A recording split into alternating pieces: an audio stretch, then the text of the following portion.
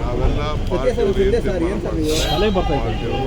ಮತ್ತು ಮುಖ್ಯಮಂತ್ರಿಗಳಿಗೆ ಬಿಟ್ಟಂಥ ವಿಚಾರ ನಾನು ಯಾವುದು ಭಯ ಆಗೋದಿಲ್ಲ. ನನ್ನೆಲ್ಲ ನಾನು ಏನು ಸಲಹೆ ಕೊಡಬೇಕು ಕೊಡ್ತೀನಿ. ಅದು ಬಿಟ್ಟರೆ ಯಾರು ದಯವಿಟ್ಟು ರಿಕ್ವೆಸ್ಟ್ ಮಾಡ್ತೀನಿ, ಯಾವ ಚರ್ಚೆಗೂ ಆಸ್ಪತ್ರೆ ಬಂದು ಸುಮ್ಮನೆ ಗೊಂದಲ ಕ್ರಿಯೇಟ್ ಮಾಡೋದು ಬೇಡ ಅಂತೇಳಿ ನಾನು ನಮ್ರತೆಯಿಂದ ಎಲ್ಲರೂ ಕೂಡ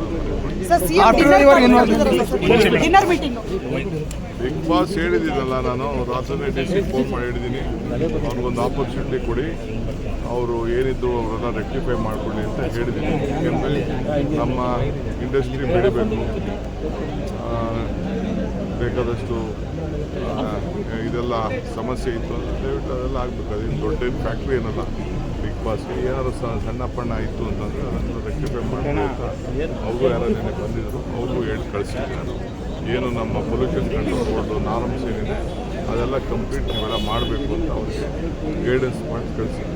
ಸರ್, ಸಿಎಂ ಡಿನ್ನರ್ ಮೀಟಿಂಗ್ ಕರೆದಿದ್ದಾರಂತ. ತಪ್ಪೇನಿದೆ, ಡಿನ್ನರ್ ಮಾಡೋದು ತಪ್ಪೇನಿದೆ, ಜೊತೆ ಸೇರೋದು ಮಾತಾಡೋದು.